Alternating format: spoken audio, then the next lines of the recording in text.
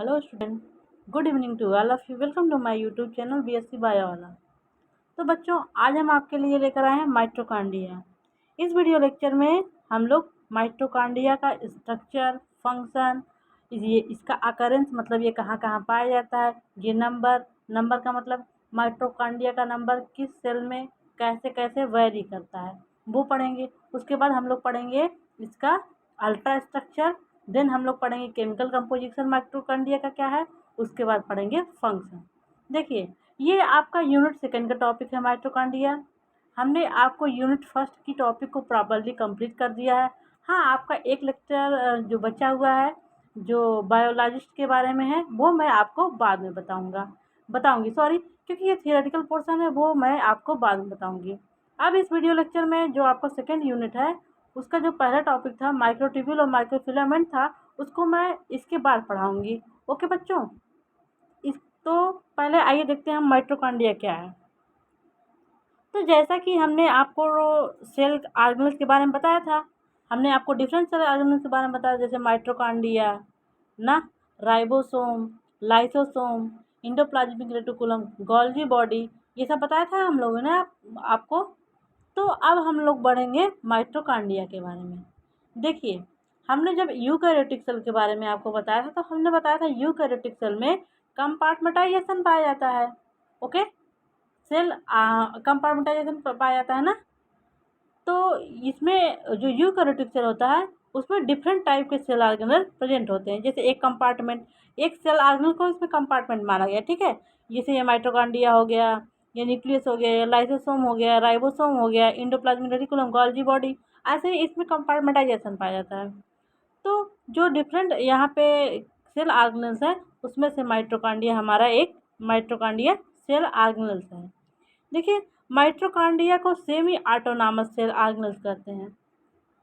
इसके पहले आपको बता दें, माइटोकॉन्ड्रिया को power house of the cell बोलते हैं। क्या बोलते हैं? Power house of the cell. किसका पावर हाउस बोलते हैं? सेल का ये पावर हाउस है। जैसे हमको लाइट चाहिए, तो पावर हाउस से लाइट सप्लाई होती तभी ना मिलती है हम लोग को लाइट। तो उस तरह लाइट मतलब एनर्जी, ठीक है। वैसे हमारी सेल को जब एनर्जी की ज़रूरत होती है, तो ये माइटोकॉन्ड्रिया ही एनर्जी प्रोवाइड करता है। कौन एनर्जी प्रोवाइड करता है? माइटोकॉन्ड्रिया। किसके रूप में माइटोकॉन्ड्रिया एनर्जी प्रोवाइड करता है? माइटोकॉन्ड्रिया एनर्जी एटीपी के रूप में देता है। किसके रूप में देता है एनर्जी? एटीपी के रूप में। जैसे जिस सेल, जो सेल कोई भी काम कर रही है, ठीक है, उसको अगर एनर्जी की ज़रूरत होगी, वो एनर्जी कौन देगा? माइटोकॉन्ड्रिया। कौन देगा? माइटोकॉन्ड्रिया देगा। वो एनर्जी होगी एटीपी। एटीपी का फुल फॉर्म क्या है? Adenosine triphosphate. क्या? Adenosine triphosphate. एटीपी को एनर्जी करेंसी बोलते हैं। क्या बोलते हैं? Energy currency. जैसे आपको चलना हुआ, खाना हो गया, पीना हो गया, बोलना होगा, इसमें काम करने में तो हमको एनर्जी लगेगी ना। देखिए, जिस दिन आप खाना नहीं खाते हैं या एक दो दिन से खाना नहीं खाए, तो अब कितनी वीकनेस महसूस होती है, काम करने का मन नहीं करता है, क्योंकि हमारे शरीर में उस टाइम भोजन नहीं जाएगा, एनर्जी नहीं बन रही है, इसलिए आपको वीकनेस महसूस हो रहा है। तो इन सारे वाइटल एक्टिविटीज जो हमारे यहाँ हैं, डाइजेशन है, एब्जॉर्प्शन है, रिस्पायरेशन है, एक्सक्रीशन है, लोकोमोशन है, ओके, इन सारी वाइटल एक्टिविटीज़ के लिए जो एनर्जी हमको प्रोवाइड करता है, वो है माइटोकॉन्ड्रिया। और वो एनर्जी किस रूप में प्रोवाइड करता है? वो एनर्जी हमको एटीपी के रूप में प्रोवाइड करता है। किस रूप में एनर्जी प्रोवाइड करता है बच्चों? एटीपी के रूप में एनर्जी प्रोवाइड करता है।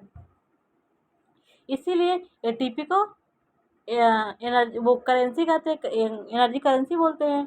और जो माइटोकॉन्ड्रिया है, इसको पावर हाउस ऑफ सेल बोलते हैं। कैसे बोलते हैं? क्या बोलते हैं? पावर हाउस ऑफ सेल बोलते हैं। हमने लास्ट लेक्चर में जो आपको बताया था, गोल्गी बॉडी को क्या बोलते हैं? बताइए, गोल्गी बॉडी को क्या कहा जाता है? Traffic police of cell. क्या बोलते हैं? Traffic police of cell. Cell का ट्रैफिक पुलिस कहते हैं। और जो लाइसोसोम क्या था? Suicidal bag of cell. क्या था? सुसाइडल बैग ऑफ सेल था।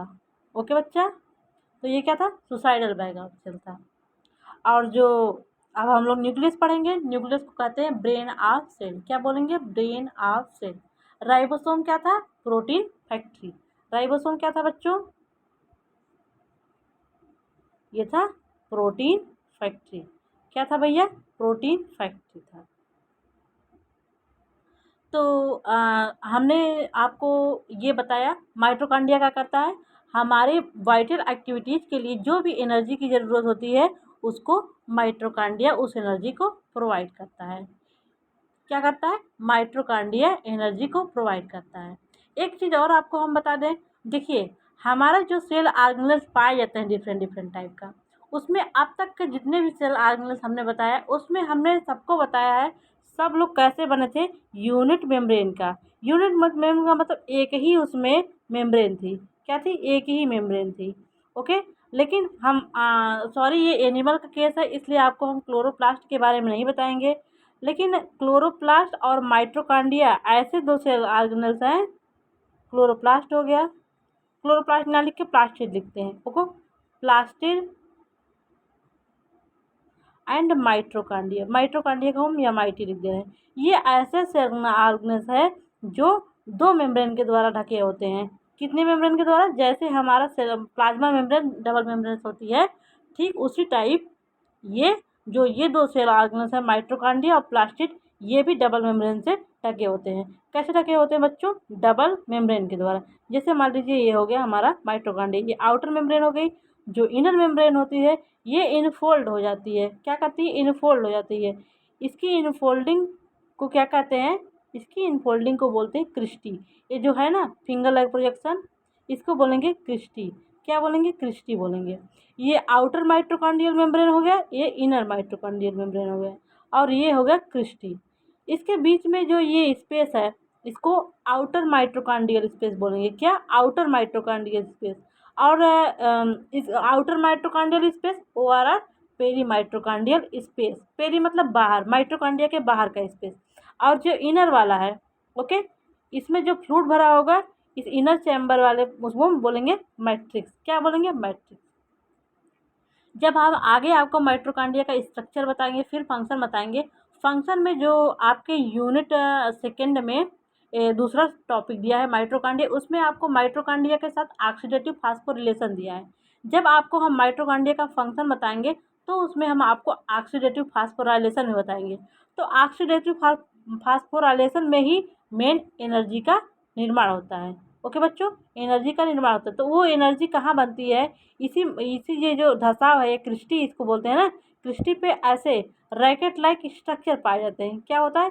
रैकेट लाइक स्ट्रक्चर पाए जाते हैं जिसको बोलते हैं ऑक्सीसोम। क्या बोलते हैं? ऑक्सीसोम। तो इस ऑक्सीसोम में यही यही एटीपी बनता है। ये जो ऑक्सीडेटिव फास्फोराइलेशन होता है उसको ETS भी बोलते हैं। यही एटीपी का फॉर्मेशन होता है। ठीक है बच्चों, तो हमने एक माइटोकॉन्ड्रिया का ओवरऑल आपको बता दिया था। हम आपको बता था जो डबल मेम्ब्रेनस ऑर्गेनेल थे उसमें माइटोकॉन्ड्रिया भी है और प्लास्टिड भी है। कौन कौन है? माइटोकॉन्ड्रिया और प्लास्टिड। कौन है बच्चों? माइटोकॉन्ड्रिया और प्लास्टिड। और एक चीज़ आपको बता दें, माइटोकॉन्ड्रिया और क्लोरोप्लास्ट को सेमी ऑटोनॉमस सेल ऑर्गेनेल्स बोलते हैं। क्या? सेमी। सेमी मतलब हाफ, ऑटोनॉमस मतलब जो स्वयं पे डिपेंड हो, हाफ रूप से वो स्वयं पे डिपेंड हो। जैसे जैसे प्लांट होता है, हम लोग उसको बोलते हैं प्लांट में न्यूट्रिशन कैसा? ऑटोट्रॉफिक, मतलब वो अपना स्वयं का भोजन बना लेता है। ऐसे ये सेल ऑर्गेनेल्स है, इनको सेमी ऑटोनॉमस बोलते हैं। इन सेल ऑर्गेनेल को सेमी ऑटोनॉमस क्यों बोलते हैं? देखिए जैसे इसको प्लास्टिड हो गया और माइटोकॉन्ड्रिया, इसको बोलेंगे सेमी ऑटोनॉमस। क्या बोलेंगे? Semi autonomous. अच्छा, इन दोनों सेल ऑर्गेनेल्स को सेमी ऑटोनॉमस क्यों बोलते हैं बताएं आपको। जैसे जैसे मान लीजिए एक बच्चा है, ठीक है, वो रूम लेके रहता है, पापा से सारा पैसा ले रहा है, तो वो किस पर डिपेंड है? पापा पर डिपेंड है ना। ये ऑटोनॉमस नहीं हुआ, ये दूसरे पर डिपेंड है। जैसे मान लीजिए एक बच्चा है ना, वो रूम लेके इलाहाबाद में पढ़ाई कर रहा है या फिर कहीं भी पढ़ाई कर रहा है, मान लीजिए वो रूम लिया है, वो अपना सारा खर्चा कोचिंग पढ़ा के निकाल ले रहा है, ओके, तो उसको बोल दिया ऑटोनॉमस, वो स्वयं पे डिपेंड है। वहीं एक दूसरा बच्चा है जो एक दो बच्चों को कोचिंग पढ़ा रहा है, आधा खर्चा स्वयं से अर्न कर रहा है, सेल्फ अर्न कर रहा है, और आधा खर्चा पापा से ले रहा है। ठीक है, आधा खर्चा स्वयं, आधा खर्चा पापा से, तो वो हो गया सेमी ऑटोनॉमस। क्या? सेमी ऑटोनॉमस, क्योंकि वो कुछ पैसे पापा से ले रहा है खर्चे के लिए, कुछ पैसे स्वयं मार कर रहा है। इसी तरह जो माइटोकॉन्ड्रिया और क्लोरोप्लास्ट हैं, ये भी सेमी ऑटोनॉमस हैं। क्यों सेमी ऑटोनॉमस है? क्योंकि माइटोकॉन्ड्रिया और प्लास्टिड के अंदर, हम आपको अभी जब माइटोकॉन्ड्रिया बताएंगे, प्लास्टिड तो नहीं पढ़ाएंगे क्योंकि ये प्लांट में पाया जाता है, उसमें आप लोग देखेंगे इनमें खुद का डीएनए होता है। ओके, खुद का डीएनए होगा। वो डीएनए कैसा होगा? सर्कुलर। और राइबोसोम होगा। राइबोसोम कौन सा होगा? 70S। हम आपको डिफरेंस बताते टाइम बताए थे, जब हम आप बता रहे थे राइबोसोम, उस टाइम आपको बताए थे। हाँ, अगर अभी हमने राइबोसोम नहीं पढ़ाया है इसमें, लेकिन हमने वो जो ये थर्ड सेमेस्टर की क्लासेस ले रहे हैं, उसमें हमने राइबोसोम का लेक्चर लिया है, तो आप प्लीज़ जाके राइबोसोम वहाँ से पढ़ लीजिए। तो माइटोकॉन्ड्रिया में राइबोसोम 70S पाया जाता है। तो देखिए, आपको बताया था प्रोटीन सिंथेसिस कहाँ होता है? राइबोसोम के पास। थर्ड सेमेस्टर में मैं प्रोटीन सिंथेसिस पढ़ा रही हूँ, प्लीज़ आप लोग जाइए, वो लेक्चर भी देखा करिए, आपका नॉलेज बूस्टअप होगा। ठीक है बच्चों, अगर पहले से एक बार पढ़ लेंगे, अभी आपके पास टाइम है, तो दोबारा से जब मैं पढ़ाऊँगी आपके सेमेस्टर में, तो आपको बहुत ईजिली सब कुछ समझ में आ जाएगा। ठीक है, तो देखिए यहाँ पे प्रोटीन सिंथेसिस होगी, तो ये अपना कुछ प्रोटीन बना लेगा खुद ही। इसके पास डीएनए भी है, डीएनए में ट्रांसक्रिप्शन, ट्रांसलेशन वगैरह ये सब होगा। तो ये अपना आधा प्रोटीन, मान लीजिए कुछ प्रोटीन ये स्वयं बना ले रही है, कुछ प्रोटीन स्वयं बना लिया राइबोस, ये माइटोकॉन्ड्रिया। लेकिन कुछ प्रोटीन ये जो माइटोकॉन्ड्रिया सेल में ही प्रेजेंट है ना, किसमें प्रेजेंट है? माइटोकॉन्ड्रिया इस सेल में ही प्रेजेंट है। तो कुछ प्रोटीन ये जो न्यूक्लियस से यहाँ बनता है उस पे ऊपर डिपेंड होता है, इसीलिए इसको बोलते हैं सेमी ऑटोनॉमस। क्यों बोलते हैं सेमी ऑटोनॉमस? क्योंकि कुछ कुछ फंक्शन के लिए यह स्वयं पे डिपेंड है, कुछ अपनी जो ज़रूरतें होती हैं वो सेल से लेता है। तो कुछ ज़रूरतें अपने यह सेल से पूरा करता है, कुछ अपना काम यह स्वयं से करता है। इसीलिए माइटोकॉन्ड्रिया और क्लोरोप्लास्ट को सेमी ऑटोनॉमस सेल ऑर्गेनेल्स बोलते हैं। क्या बोलते हैं? Semi autonomous cell organelles. तो ये हमने आपको जनरल सारा इंट्रोडक्शन बता दिया। अब इसी के बीच में मैं आपको सब चीज़ें बताऊंगी। अब आप माइटोकॉन्ड्रिया पढ़ेंगे तो आपको बहुत ही ईजी लगेगा। देखिए, हमने आपको माइटोकॉन्ड्रिया का फिगर पहले दिखाया है, ठीक है। पहले हम आपको ओवरऑल बता देंगे, फिर धीरे धीरे थोड़ा थोड़ा चीज़ें बताएंगे। पहले एक बार आपको हम ओवरऑल बता रहे हैं। अच्छा, ये फिगर आपको थोड़ा समझने में डिफ़िकल्ट होगा, ईजी वाला फिगर निकालते हैं। ये फिगर ये ईजी है। जैसे मैं आपको दिखा रही थी ना, ये देखिए, ये दिखा रहे थे, ये इसका आउटर मेम्ब्रेन हो गया, और ये इनर मेम्ब्रेन इनफोल्ड हो गई है। इनफोल्ड हो गई है कि नहीं? इनर मेम्ब्रेन देखिए इनफोल्डिंग है, ठीक है, इनफोल्डिंग है, ऐसे है इनफोल्डिंग। ये आउटर मेम्ब्रेन हो गया, ये इनर मेम्ब्रेन हो गया, ठीक। अब हम इसको हटा दे रहे हैं। ये आउटर मेम्ब्रेन हो गया, ये इनर मेम्ब्रेन हो गया, और इनर मेम्ब्रेन की जो फोल्डिंग है ये हो गया क्रिस्टी। ये क्या हो गया? क्रिस्टी। और जो स्पेस है इंटर माइट्रोकांडियल स्पेस हो गया। क्या हो गया? Inter माइट्रोकांडियल overall peri mitochondrial space हो गया ना। ये इतना स्ट्रक्चर आपको समझ में आ गया। ये क्रिस्टी हो गई, जो मेम्ब्रेन इनफोल्डिंग है, ये फिंगर लाइक प्रोजेक्शन है। उसके बाद देखिए, ये इसके बाद जो इनर चैम्बर है उसका जो ये फ्लूइड है, ये मैट्रिक्स हो गया।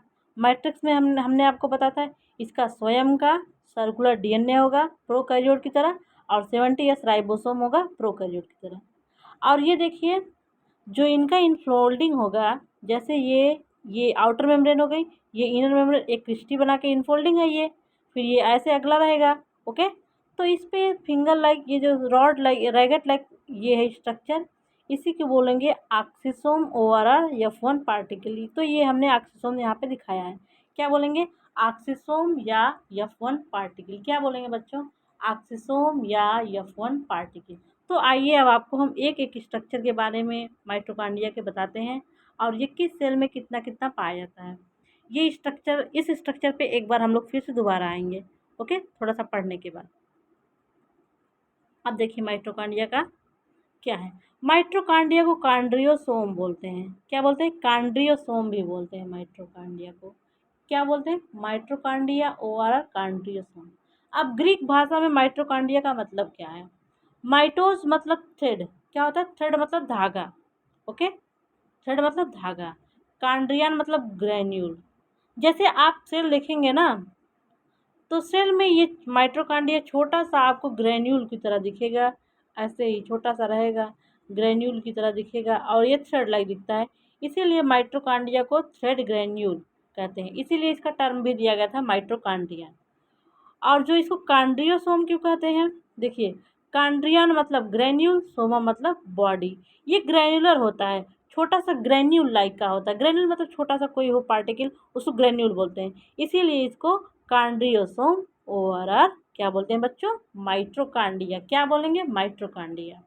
अब देखते हैं माइटोकॉन्ड्रिया को क्या कहते हैं। हमने आपको स्टार्टिंग में बता दिया था माइटोकॉन्ड्रिया को क्या बोलते हैं बच्चों, पावर हाउस ऑफ सेल। क्या बोलते हैं, पावर हाउस ऑफ सेल। क्यों बोलते हैं, क्योंकि शरीर में जब भी एनर्जी की ज़रूरत होगी वो एनर्जी कौन देगा, माइटोकॉन्ड्रिया देगा। हम लोग भोजन करते हैं ज़रूर, सब लोग बोलते हैं भोजन से एनर्जी मिलती है, लेकिन उस भोजन से जो ग्लूकोज वगैरह एब्जॉर्ब होंगे उनका फाइनल ऑक्सीडेशन जब आपके ऑक्सीजन से क्रिया करता है माइटोकॉन्ड्रिया ही करता है। रिस्पायरेशन में हम लोग लेते हैं ना, रिस्पायरेशन में कॉम्प्लेक्स फूड मॉलिक्यूल को सिंपलर फॉर्म में ब्रेक किया जाता है, तो जो मेन रिस्पायरेशन का प्रोसेस होता है सेलुलर रिस्पायरेशन कहते हैं उसको, जिसमें ग्लाइकोलिसिस, क्रेब्स साइकिल और ऑक्सीडेटिव फास्फोरिलेशन और ईटीएस होता है। तो वो प्रोसेस सब यहाँ माइटोकॉन्ड्रिया में ही होता है। अभी आपको आपको आगे हम वो सब प्रोसेस के बारे में थोड़ा थोड़ा बताएंगे। तो माइटोकॉन्ड्रिया को क्या कहते हैं, पावर हाउस ऑफ सेल। क्या बोलते हैं बच्चों, पावर हाउस ऑफ सेल। अब देखते हैं माइटोकॉन्ड्रिया किन किन सेल में पाया जाता है। तो माइटोकॉन्ड्रिया देखिए प्रोकैरियोट में तो एब्सेंट होता है, वो तो आपको पता ही होगा, प्रोकैरियोट में एब्सेंट ही हो, लेकिन ये प्लांट और एनिमल दोनों में पाया जाता है। किसमें, प्लांट और एनिमल दोनों में माइटोकॉन्ड्रिया पाया जाता है। आइए देखते हैं इसका हिस्ट्री, इसकी खोज किस तरीके से हुई। तो देखिए हिस्ट्री में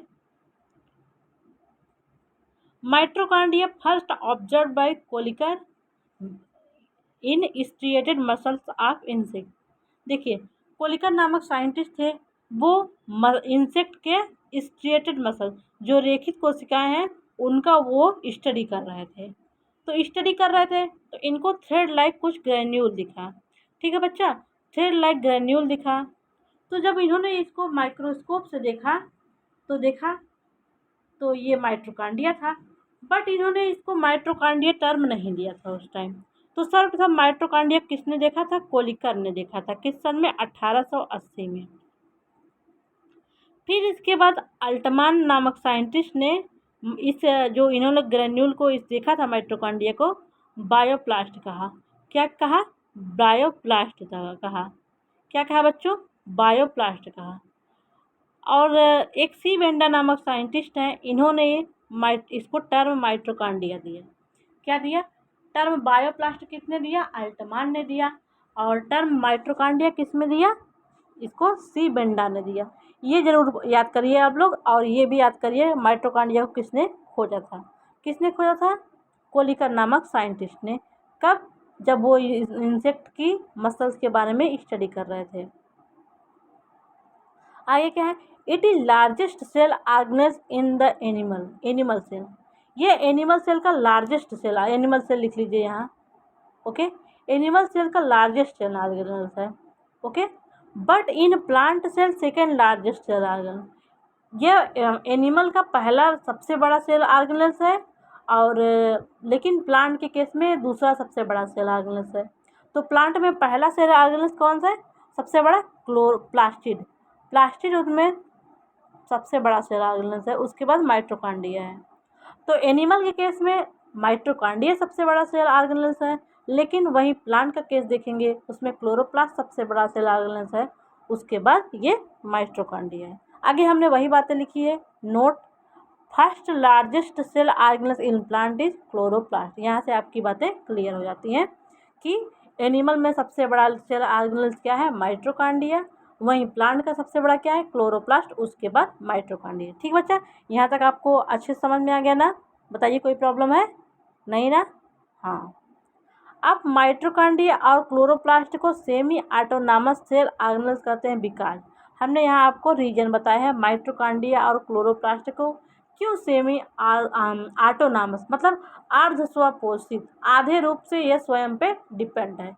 क्यों बोलते हैं यहाँ पे हमने आपको बाकायदा रीज़न लिख के बताया है। ठीक बच्चा, आपको हमने स्टार्टिंग में ही बता दिया था। इसका अपना डीएनए है, ये तो हमने बताया। इसका अपना सर्कुलर डबल स्ट्रैंडेड डीएनए है, जैसे बैक्टीरिया या प्रोकैरियोट में पाया जाता है। बैक्टीरिया की तरह इसमें भी सर्कुलर डबल स्ट्रैंडेड डीएनए है। लेकिन जो एनिमल सेल का मतलब जो यूकैरियोटिक सेल का डीएनए होता है वो क्या होता है? Linear double stranded DNA. कैसा होता है DNA? Linear double stranded DNA. वहीं आप देख लीजिए, ये सेल है, मान लीजिए यूकैरियोटिक सेल है। इस यूकैरियोटिक सेल का जो अपना डीएनए है वो न्यूक्लियस में जो होता है वो लीनियर डबल स्ट्रैंडेड डीएनए है। लेकिन वही जो माइटोकॉन्ड्रिया का डीएनए है वो सर्कुलर डबल स्ट्रैंडेड डीएनए। कैसा? Circular double stranded DNA. तो सेमी ऑटोनॉमस ऑर्गेनेल इसको क्यों कहते हैं? इसका पहला रीजन है इसका अपना डीएनए है। फिर हमने आपको बताया था इसका अपना राइबोसोम भी है और आरएनए भी है। क्या है? इसका अपना राइबोसोम और आरएनए है। नेक्स्ट पॉइंट क्या है? ये cell within cell organelles है। क्योंकि देखिए एक सेल का जो लगभग पूरा मोरल फंक्शनल होता है, इसमें मेम्ब्रेन होता है। वैसे ही माइटोकॉन्ड्रिया भी देखिए डबल मेम्ब्रेन्स है। इसमें इनका डीएनए होगा तो इसमें भी इसका डीएनए है। इसमें इसका राइबोसोम होगा तो इसमें भी इसका राइबोसोम है। इसीलिए इसको बोलते हैं organelle within organelle, cell within cell organelle. क्या बोलते हैं? Cell within cell organelle.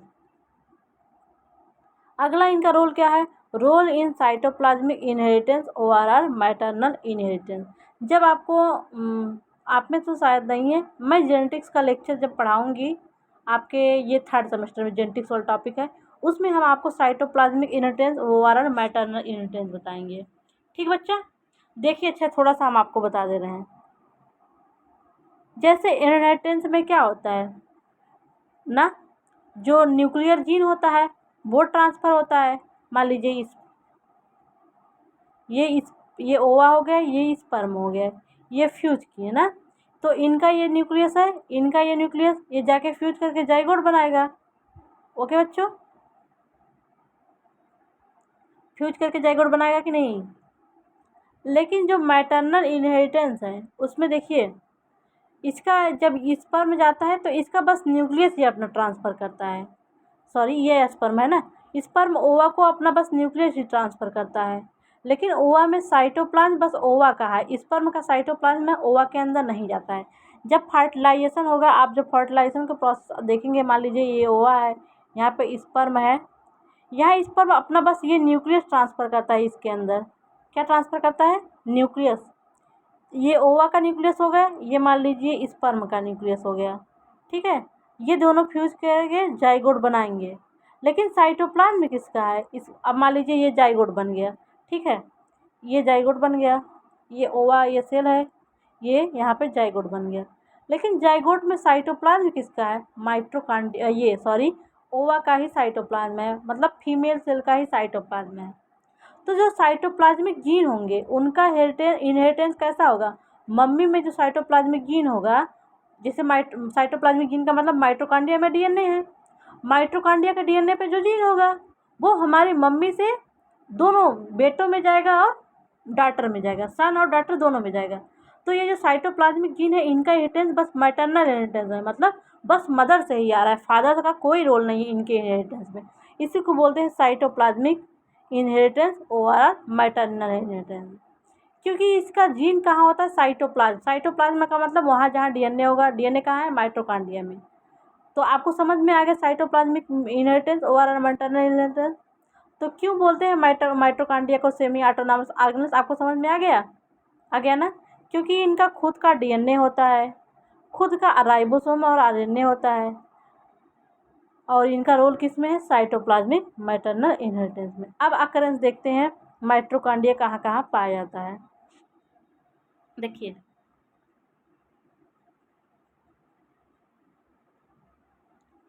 Mitochondria present in all eukaryotic cell except mature RBC of mammal. देखिए जो आरबीसी की मैच्योर आरबीसी होती है मैमल की, मैमल में ह्यूमन आएंगे, ओके, तो उनमें माइटोकॉन्ड्रिया नहीं होता है, उसमें माइटोकॉन्ड्रिया एब्सेंट होता है। आपको आगे बताएंगे इसमें न्यूक्लियस भी नहीं होता है, मैच्योर आरबीसी जो होता है उसमें न्यूक्लियस भी नहीं होता है। आगे हम लोग देते हैं नंबर कैसे कैसे वेरीज कर रहा है माइटोकॉन्ड्रिया का। देखिए नंबर ऑफ माइटोकॉन्ड्रिया डिपेंड, इस यहाँ पर डिपेंड लगा दीजिए, depend upon the functional activities of cell. इसका नंबर इस पर डिपेंड करेगा कौन सेल बहुत ज़्यादा एक्टिव है। एक्टिव का मतलब कौन सेल बहुत ज़्यादा काम कर रही है। जो सेल जितना ज़्यादा काम करेगी उसमें माइटोकॉन्ड्रिया के नंबर उतना ही ज़्यादा होगा। देखिए जो हमारा ह्यूमन बॉडी है उसमें सबसे ज़्यादा काम, देखिए हमारा हार्ट हमेशा काम करता रहता है, हमेशा धड़कता रहता है, तो उसमें माइटोकॉन्ड्रिया के नंबर सबसे ज़्यादा होंगे। तो ह्यूमन के केस में जो ह्यूमन हार्ट है वहाँ पे माइटोकॉन्ड्रिया के नंबर सबसे ज़्यादा होते हैं। वैसे और देखते हैं कहाँ कहाँ वेरिएशन है। जो एक एल्गी है इसका नाम है माइक्रोस्टेरियास, यहाँ पे एक ही माइटोकॉन्ड्रिया होता है। वैसे तो माइटोकॉन्ड्रिया का नंबर 50 से 50,000 तक वेरी कर सकता है पर सेल। मतलब ह्यूमन में 10 घाते लगभग 15 सेल होते हैं, इतने सेल में 50 से 50,000 तक माइटोकॉन्ड्रिया एक एक सेल में होगा। तो आप काउंट कर सकते हैं पूरे सेल का जब हम मल्टीप्लाई करेंगे तो कितने सारे माइटोकॉन्ड्रिया होंगे। ठीक बच्चों, अब देखिए एक प्रोटोजोआ है ना, उनका नाम है चाओस चाओस। इसमें कितने माइटोकॉन्ड्रिया है? 5,00,000 माइटोकॉन्ड्रिया है। कितना माइटोकॉन्ड्रिया है? 5,00,000 माइटोकॉन्ड्रिया है। तो सबसे कम कितना था? एक माइक्रोस्टेरिया सेल्गी में, सबसे ज़्यादा चाओस चाओस नामक प्रोटोजोआ में। प्रोटोजोआ तो आपको समझ में आ रहा हो कि नहीं? प्रोटोजोआ क्लास इस टाइम मैं 5th सेमेस्टर का ले रही हूँ, तो अगर जिसको प्रोटोजोआ के बारे में जानने की उत्सुकता हो तो प्लीज़ जाके पढ़ लें। ठीक है बच्चों। और यहाँ पे हमने लिखा है human heart highest number of, in human highest number of heart muscle. यहाँ हमने थोड़ा सा गलत लिखा है, यहाँ पे आप लोग लिख दीजिए in human highest number of mitochondria, यहाँ माइटोकॉन्ड्रिया लिख दीजिए इन हार्ट मसल। तो आप लोग क्या लिखेंगे? In human highest number of mitochondria, number आपके बाद यहाँ पे माइटोकॉन्ड्रिया ऐड कर दीजिए, present in heart muscle. Okay बच्चों, हो गया ना सही? अब देखते हैं माइटोकॉन्ड्रिया की साइज क्या है। देखिए size of mitochondria varies from 3 to 5 micrometer. तो इसका जब जो लेंथ है माइटोकॉन्ड्रिया का, ये मान लीजिए जो लेंथ है, ये लेंथ कितना है? 3 से 5 माइक्रोमीटर का लेंथ है। और इसकी ये लेंथ हो गई, और इसकी जो चौड़ाई है 0.2 से 2 होगा। कितना होगा? 0.2 से 2 माइक्रोमीटर इसकी चौड़ाई होगी। ठीक, आपको समझ में आ गया? एक माइक्रोमीटर बराबर कितना होता है बताइए? एक माइक्रोमीटर बराबर कितना होता है बताइए? 10⁻⁻⁶ मीटर बराबर 1 माइक्रोमीटर। अगर एक एंगस्ट्राम कोई पूछ दे, एक एंगस्ट्राम बराबर कितना होता है, तो आप बताएंगे 10⁻⁻10 बराबर 1 एंगस्ट्राम। और माइक्रोमीटर 10⁻⁻6। अगर कोई पूछ दे 1 नैनोमीटर, यानी हम बोलते हैं नैनोमीटर बराबर 10⁻⁹ आप बताएंगे 10⁻⁹ मीटर। क्या बताएंगे? 10⁻⁹ मीटर। तो साइज पता हो गई। इसकी लेंथ कितनी होगी? 3 से 5 माइक्रोमीटर। और डायमीटर कितना होगा? 2 से 2 से 0.2 से 2 माइक्रोमीटर। कितना होगा बच्चों? 0.2 से 2 माइक्रोमीटर। आइए देखते हैं कलर इसका कितना है। माइटोकॉन्ड्रिया जनरली ये कलरलेस होगा, इसमें कोई कलर नहीं होगा। और इसको जो स्टेन करने वाली डाई है उसका नाम है जैनस ग्रीन। क्या है? Janus green. इसको जेंटियन वायलेट भी कहते हैं। ये बड़ा इंपॉर्टेंट है, कॉम्पिटिटिव एग्जाम में पूछ देता है। ठीक है, तो माइटोकॉन्ड्रिया को स्टेन करने वाली डाई क्या है? Janus green. क्या है? Janus green. अब देखते हैं इसका अल्ट्रा स्ट्रक्चर। अल्ट्रा स्ट्रक्चर में हमने आपको देखिए अल्ट्रा स्ट्रक्चर में क्या क्या है। इसका इनवलप, मतलब जो इनकी मेम्ब्रेन है, आउटर मेम्ब्रेन और इनर मेम्ब्रेन। इनवलप में आप लोग यही देखेंगे, आउटर मेम्ब्रेन और इनर मेम्ब्रेन। आउटर चैम्बर वो जो है पेरी माइटोकॉन्ड्रियल चैम्बर जो है वो। उसके बाद इनर माइटोकॉन्ड्रियल फिगर आपको जो भी हमने दिखाया था, फिर ये दूसरा है। फिर इसके बाद हम लोग इनर चैम्बर मैट्रिक्स वाला आपको पढ़ेंगे, दिखाएंगे। फिर उसके बाद देखेंगे हम लोग, फिर हम लोग क्रिस्टी के बारे में देखेंगे, F1 पार्टिकल या ओवरऑल ऑक्सीसोम के बारे में। ओके, फिर इसका केमिकल कंपोजिशन देखते हैं। तो आइए एक एक करके हम लोग पढ़ते हैं। इसके पहले हम आपको एक बार स्ट्रक्चर निकाल करवा देते हैं। ये देखिए, ये माइटोकॉन्ड्रिया का ये जो बॉर्डर दिख रहा है आपको, ये हो गया इसका आउटर मेम्ब्रेन। और जो ये ब्लू कलर से ये स्पेस है, ये हो गया इसका, ये इसका आउटर मेम्ब्रेन हो गया। ये जो रेड रेड है ये इसका इनर मेम्ब्रेन हो गया। Okay, outer membrane inner membrane हो गया कि नहीं। और जो ये बीच थोड़ा थोड़ा आपको गैप दिख रहा है, ये देखिए यहाँ यहाँ जो गैप है, ये आउटर माइटोकॉन्ड्रियल स्पेस हो गया, या इसको बोलेंगे inter membrane space. Inter membrane मतलब दो मेम्ब्रेन के बीच का जो स्पेस है उसको बोलेंगे इंटर मेम्ब्रेन स्पेस। हो गया ना इंटर मेम्ब्रेन स्पेस। उसके बाद देखिए जो ये इनर वाली मेम्ब्रेन है, इसकी इनफोल्डिंग देखिए, जो रेड रेड कलर से इनफोल्डिंग है, ये देखिए इनफोल्डिंग है ना, ये इनफोल्डिंग है, ये इनफोल्डिंग है, ये इनफोल्डिंग है। इसी को बोलेंगे क्रिस्टी। क्या बोलेंगे बच्चों? क्रिस्टी। क्या बोलेंगे? क्रिस्टी। समझ में आया क्रिस्टी क्या है? आपको समझ में आ गया होगा क्रिस्टी इसकी क्या है, इनफोल्डिंग है। उसके बाद देखिए जो यहाँ पे ये फ्लूइड भरा है, ये जो अंदर वाला चैम्बर है, इसको बोलेंगे मैट्रिक्स। क्या बोलेंगे? मैट्रिक्स। ये हो गया हमारा मैट्रिक्स। अब मैट्रिक्स में देखिए इनका देखिए डीएनए है, देखिए डीएनए दिख रहा है ना, ये सब डीएनए है, ये सब डीएनए सर्कुलर डीएनए है, ये हो गया इनका डीएनए। अब इनका देखिए ये राइबोसोम हो गया, और राइबोसोम कौन सा है? 70S राइबोसोम हो गया। उसके बाद देखिए यहाँ पे एटीपी सिंथेसिस हो रहा है, क्योंकि ये इसको पावर हाउस ऑफ सेल कहते हैं, ईटीएस साइकिल यहीं चलेगी, यहाँ पे एटीपी सिंथेसिस होता है। यहाँ पे ये कुछ ग्रेन्यूल है, क्या है? ग्रेन्यूल है। और इसमें इनका आरएनए भी होगा। क्या होगा बच्चों? इनका आरएनए भी होगा। तो ओवरऑल आपको समझ में आ गया क्या क्या है। आउटर मेम्ब्रेन है, इनर मेम्ब्रेन है, इनर और आउटर मेम्ब्रेन के बीच जो स्पेस है उसको पेरी माइटोकॉन्ड्रियल स्पेस और इंटर मेम्ब्रेन स्पेस। इसके बाद वो है मैट्रिक्स है। फिर जो इनर मेम्ब्रेन है वो फोल्डेड हो जाएगी, उसको बोलेंगे क्रिस्टी। क्रिस्टी पे देखिए ऐसे रैकेट लाइक स्ट्रक्चर होंगे जिनको बोलेंगे ऑक्सीसोम, ORR-F1 पार्टिकल। तो आइए एक एक करके स्ट्रक्चर के बारे में हम लोग पढ़ते हैं। अल्ट्रा स्ट्रक्चर ऑफ माइटोकॉन्ड्रिया देखिए क्या क्या है। Total mitochondria of a cell called chondriosome. जैसे किसी सेल में हमने बताया था, सेल में माइटोकॉन्ड्रिया का नंबर 50 से 50,000 तक हो सकता है ना, 50 से 50,000 तक। तो एक सेल में जितने भी माइटोकॉन्ड्रिया पाए जाते हैं, जैसे मान लीजिए ये सेल, इसमें जितने भी माइटोकॉन्ड्रिया पाए गए, ये मान लीजिए माइटोकॉन्ड्रिया, ये माइटोकॉन्ड्रिया, ये माइटोकॉन्ड्रिया, ये माइटोकॉन्ड्रिया, ये उस टोटल माइटोकॉन्ड्रिया को बोलेंगे कॉन्ड्रियोसोम। क्या बोलेंगे बच्चों? कॉन्ड्रियोसोम। तो क्या हो गया? कॉन्ड्रियोसोम। अब आगे देखते हैं हम लोग ultra structure of mitochondria so following character. क्या क्या होगा करेक्टर? इन्वलप होगा, आउटर मेम्ब्रेनस वो पेरी माइटोकॉन्ड्रियल स्पेस होगा, और इनर मेम्ब्रेन के होगा इसकी इनफोल्डिंग क्रिस्टी होगी। फिर मैट्रिक्स होगा, मैट्रिक्स में इनका डीएनए आरएनए होगा। और जो F1 पार्टिकल आपको हमने बताया ही था। अब देखते हैं एक एक स्ट्रक्चर के बारे में। इन्वलप मतलब होता क्या? इन्वलप मतलब लिफाफा। तो माइटोकॉन्ड्रिया के ऊपर जो लिफाफा है उसी को इन्वलप बोलते हैं। इसको क्या टर्म दिए हैं? इन्वलप। तो mitochondria is double membranous structure and surrounded by outer और इनर मेम्ब्रेन। हमने बताया आपको माइटोकॉन्ड्रिया में दो मेम्ब्रेन है, आउटर और इनर। क्या है? आउटर और inner.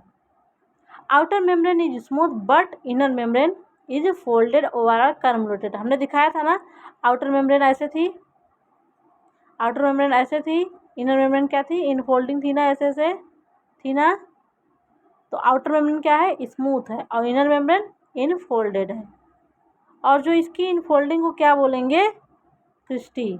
Outer membrane is smooth but inner membrane is folded over convoluted to form finger like projection. उसको क्या बोलेंगे? क्रिस्टी। क्या बोलेंगे बच्चों? क्रिस्टी बोलेंगे।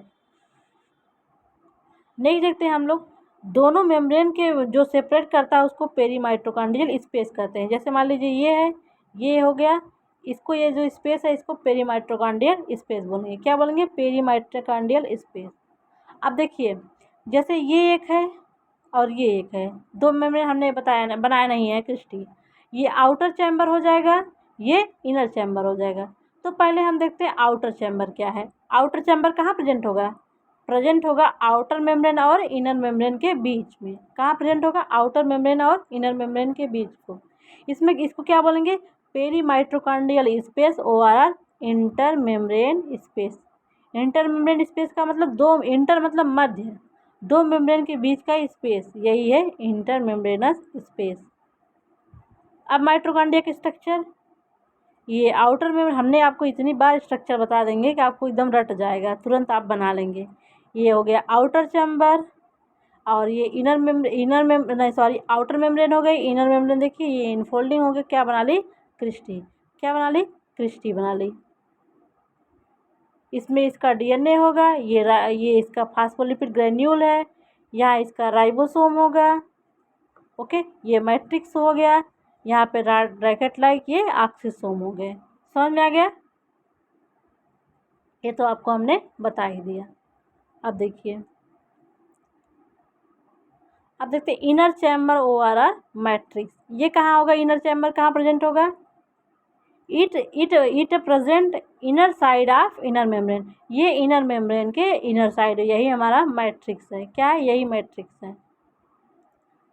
It field with jelly like proteinaceous material. जो मैट्रिक्स है उसमें जेली लाइक सबस्टेंस भरा होता है। ठीक, matrix have double standard circular DNA। हमने बताया आपको, डबल स्टैंडर्ड इनका सर्कुलर DNA होगा, 70S राइबोसोम होगा, और एंजाइम फॉर क्रेब्स साइकिल। जो रिस्पायरेशन में 3 प्रोसेस होता है, ग्लाइकोलिसिस तो साइटोप्लाज्म में होता है, लेकिन जो क्रेब्स साइकिल होता है और ऑक्सीडेटिव फास्फोराइलेशन होता है, तो क्रेब्स साइकिल के सारे एंजाइम इसी माइट्रोकांडिया मैट्रिक्स में ही पाए जाते हैं। लेकिन इसमें भी एक एक्सेप्शन है, जो क्रेब्स साइकिल का एक एंजाइम है SDH, इसका फुल फॉर्म है सक्सिनेट डिहाइड्रोजिनेज। ये एंजाइम माइट्रोकांडिया के मैट्रिक्स में नहीं प्रेजेंट होता है। ये कहाँ, इनर माइट्रोकांडियल जो मेम्ब्रेन है उस पे पाया जाता है। ठीक बच्चों, तो all enzyme of Krebs cycle present in mitochondrial membrane में mitochondrial matrix except succinate dehydrogenase. ये आपको इम्पॉर्टेंट है, याद रखना है।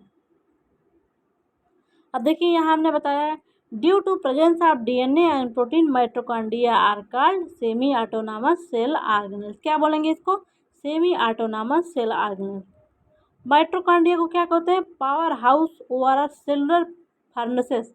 जैसे भट्टी से आग जलती है, एनर्जी मिलती है ना, वैसे ही इसको cellular furnaces ORR power house of cell कहते हैं। Because energy in form of ATP produced here, किस प्रोसेस के द्वारा, ऑक्सीडेटिव फास्फोराइलेशन ORR ETS के द्वारा यहीं पे एनर्जी बनती है। The synthesis of ATP in mitochondria called oxidative phosphorylation ORR ETS। ETS का मतलब हो गया इलेक्ट्रॉन ट्रांसपोर्ट सिस्टम। क्या हुआ, इलेक्ट्रॉन ट्रांसपोर्ट सिस्टम। अब देखते हैं हम लोग ऑक्सीसोम क्या है।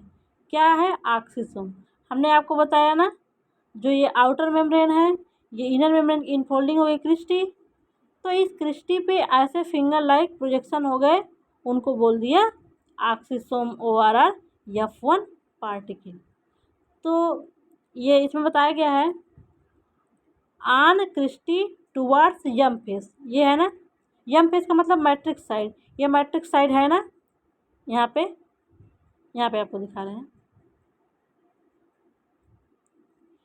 ये हो गया oxysome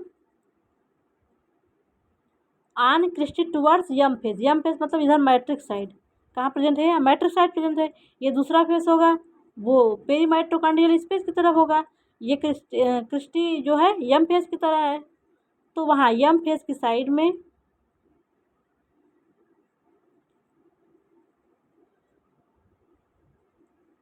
there are many tennis racket. आपने टैनिन का वो देखा है ना, रैकेट ऐसे होता है, ये उसी तरह टैनिन के रैकेट की तरह स्ट्रक्चर प्रेजेंट होता है, जिसको कहते हैं ऑक्सीसोम ORR एलिमेंट्री पार्टिकल। क्या बोलेंगे, oxysome ORR elementary particle. Number of oxysome in each mitochondria varies from 10⁴ to 10⁵। कितना, 10⁴ टू 10⁵। 10⁴ से 10⁵ हो सकते हैं। 10⁴ का मतलब ये 4 जीरो बढ़ा दीजिए, ये 10,000, और 5 का मतलब 1,00,000। 10,000 से 1,00,000 भी हो सकता है।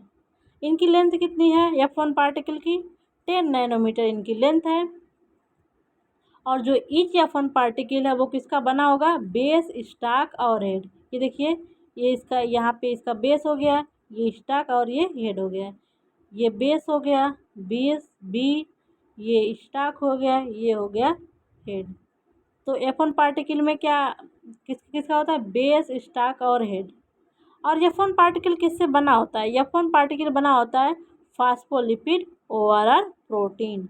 F1 पार्टिकल को ऑक्सीसोम भी कहते हैं। और क्या बोलते हैं, देखिए, ऑक्सीसोम या F1 पार्टिकल या FOF1 पार्टिकल या एलिमेंट्री पार्टिकल। इसको FOF1 पार्टिकल, ओ मतलब ओलिगोमाइसिन, जो लिपिड होगा इसमें ओलिगोमाइसिन होता है, इसीलिए इसको FOF1 पार्टिकल बोलते हैं। यहाँ पे हमने बताया ऑक्सीसोम हैव एटीपीएज एंजाइम, जिसको पेकर नामक साइंटिस्ट ने खोजा था। Therefore responsible for ATP synthesis, इनके पास एटीपीएज एंजाइम होता है, इसीलिए ये एटीपी सिंथेसिस के लिए रिस्पॉन्सिबल होते हैं। आगे दिया है सम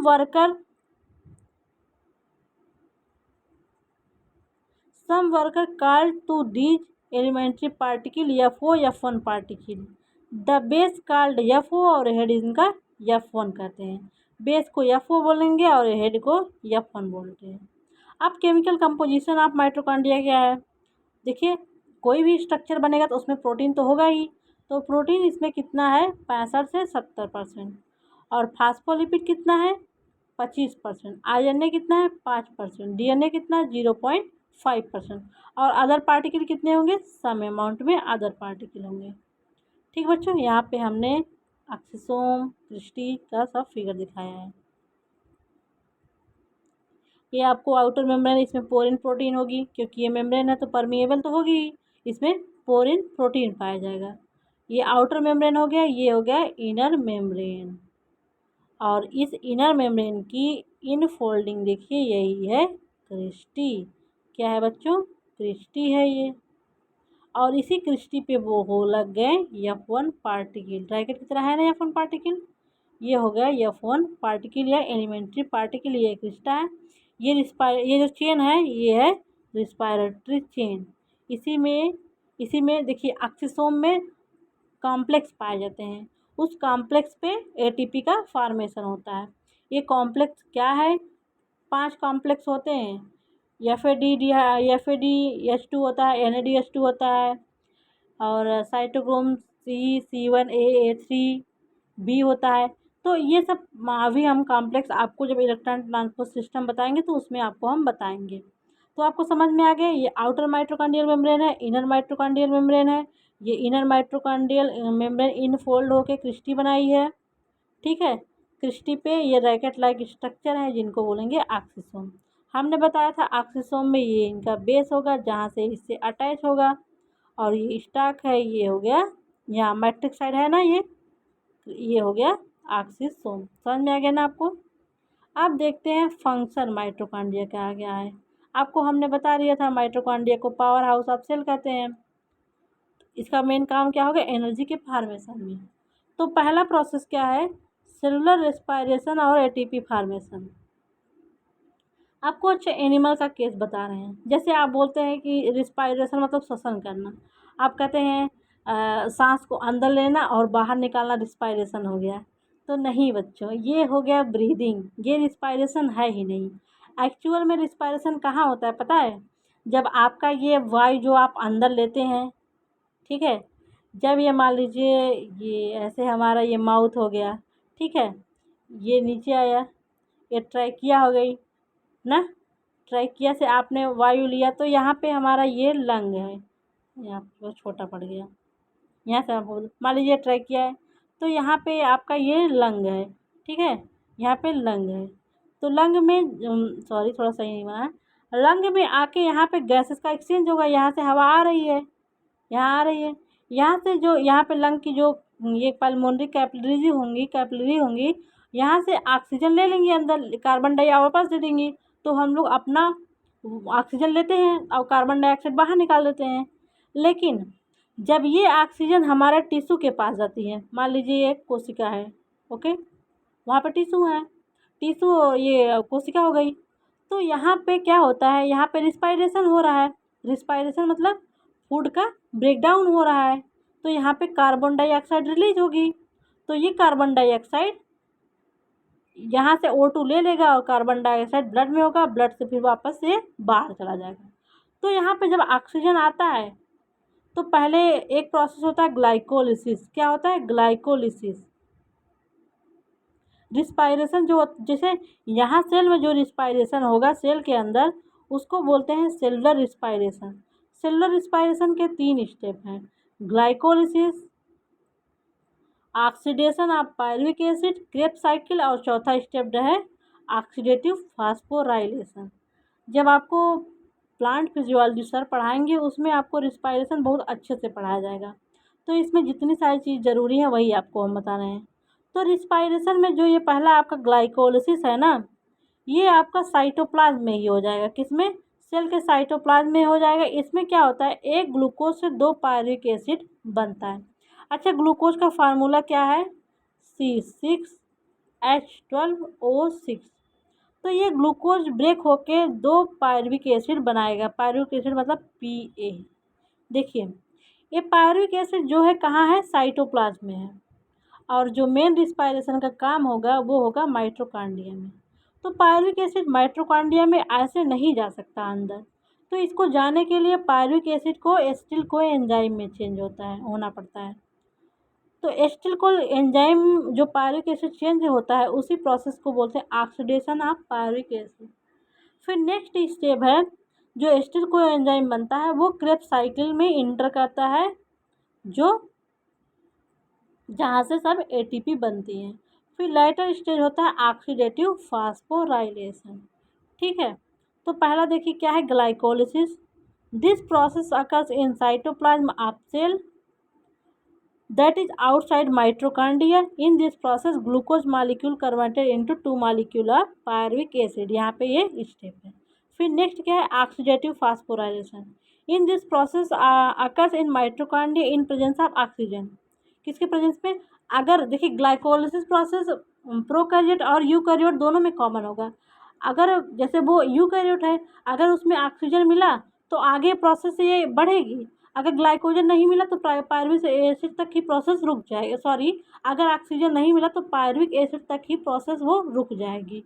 तो अगर ऑक्सीजन मिला तो ऑक्सीडेटिव फास्फोराइलेशन ये होगा, ऑक्सीडेशन ऑफ पायरुविक एसिड होगा, जिसमें क्या होता है, एक पायरुविक एसिड एंजाइम है पायरुवेट डिहाइड्रोजनेट की उपस्थिति में 2 एसिटिल को एंजाइम A में चेंज हो जाता है और इसमें NADH2 भी बनता है। ये सब हम मेंशन नहीं किए हैं।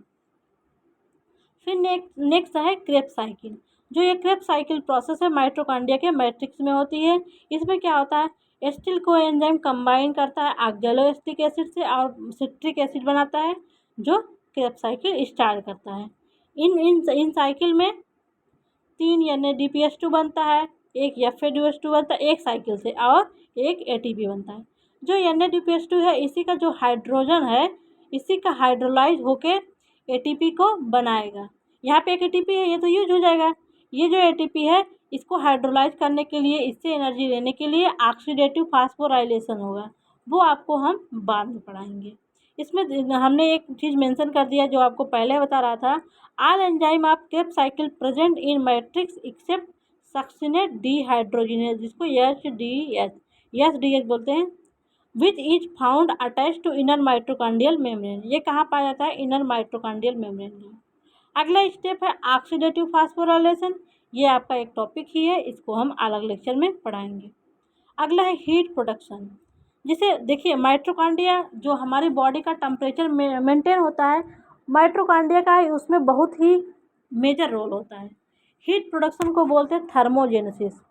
इसमें क्या है, ड्यूरिंग ऑक्सीडेशन ऑफ ग्लूकोज, जब ग्लूकोज का ऑक्सीडेशन होता है मतलब ग्लूकोज ऑक्सीजन जो आता है वायु से हमारे अंदर उससे रिएक्ट करता है, तो इसमें क्या होता है, एनर्जी और हीट दोनों प्रोड्यूस होता है। कंप्लीट ऑक्सीडेशन ऑफ ग्लूकोज कितना 2810 किलो जूल एनर्जी मिलता है, ठीक, हीट के रूप में। ये हीट जो मिलता है ये क्या करता है, मेंटेन कांस्टेंट बॉडी टेम्परेचर। हमारा जो कांस्टेंट नियमित रूप से बॉडी का ताप होता है 37 डिग्री सेल्सियस या 37 डिग्री सेल्सियस हो गया, या 98 ये या 98.7 फ़ारेनहाइट। तो ये कौन मेंटेन करता है? ये यही माइटोकॉन्ड्रिया हीट को बना के उससे मेंटेन करता है। अगला है यॉक फॉर्मेशन।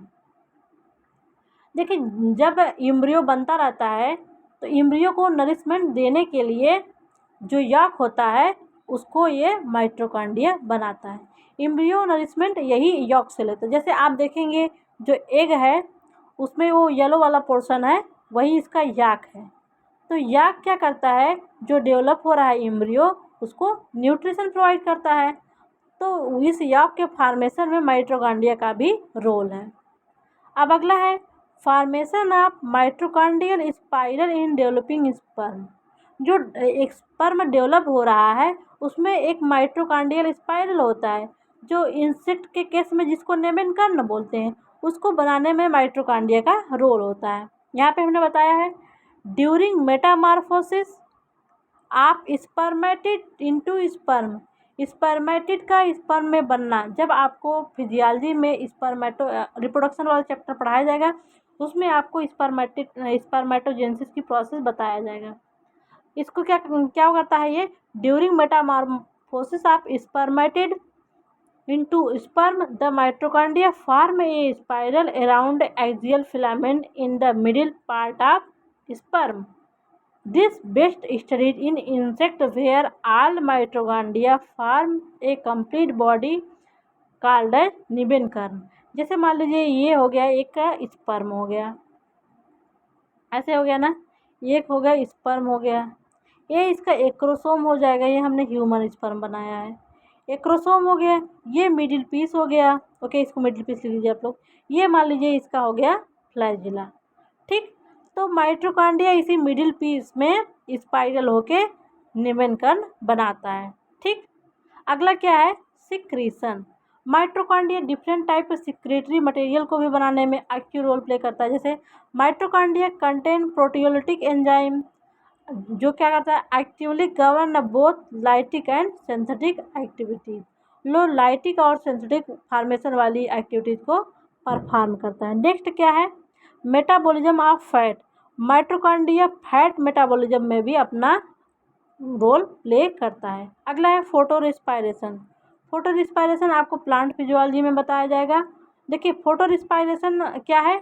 लाइट के प्रेजेंस में जो फोटो रिस्पायरेशन होता है उसको फोटो रिस्पायरेशन कहते हैं। क्या?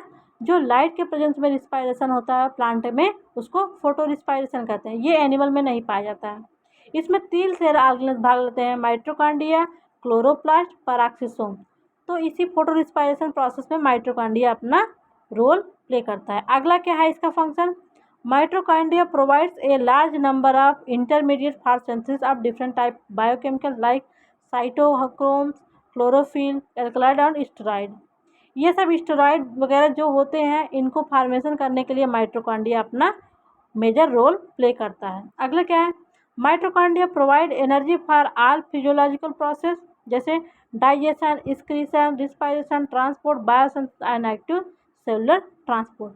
जब आपको हमने सेल ट्रांसपोर्ट बताया था जिसमें हमने एक्टिव ट्रांसपोर्ट, पैसिव ट्रांसपोर्ट बताया था, उसमें हमने और बल्क ट्रांसपोर्ट बताया था, उसमें हमने आपको एक्टिव ट्रांसपोर्ट बताया था, एनर्जी चाहिए होती है तो वो एनर्जी कहाँ से आती है? माइटोकॉन्ड्रिया से ही आती है।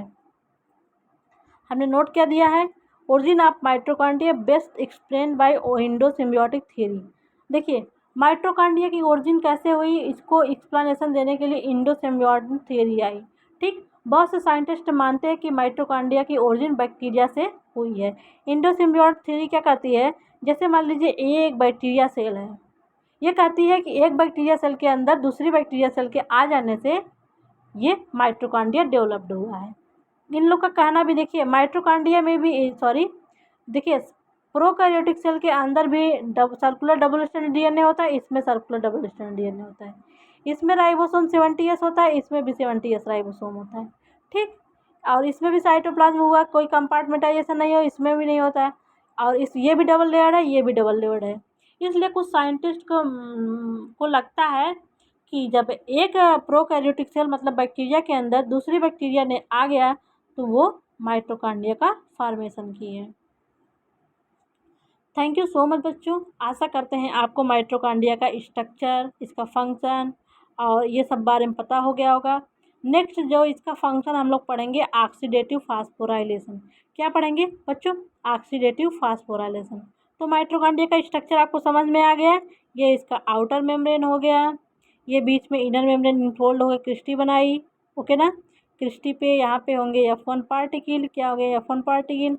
और जो इनका ये मैट्रिक्स है उसमें इनका डीएनए होगा, सर्कुलर डबल स्ट्रैंडेड डीएनए हो गया। और राइबोसोम इनका 70S होगा। यहाँ पे एटीपी सिंथेसिस एंजाइम होंगे। और इसी क्रिस्टी में जो ऑक्सीसोम है यहाँ पे एटीपीज एक्टिविटी होती है, जहाँ पे एटीपी का फॉर्मेशन होता है। वो एटीपी इनको एनर्जी प्रोवाइड करती है। तो दैट्स ऑल अबाउट माइटोकॉन्ड्रिया। अब हम लोग नेक्स्ट लेक्चर में माइटोकॉन्ड्रिया का फंक्शन जो है कि ऑक्सीडेटिव फास्फोराइलेशन, वो वाला पढ़ेंगे। तो बच्चों, अगर आप चैनल पे नए न हो, चैनल को सब्सक्राइब कर लीजिए और प्लीज़ आप अपना एक छोटा सा कमेंट वीडियो में ज़रूर अपना ऐड कर दिया करिए। और थैंक यू सो मच।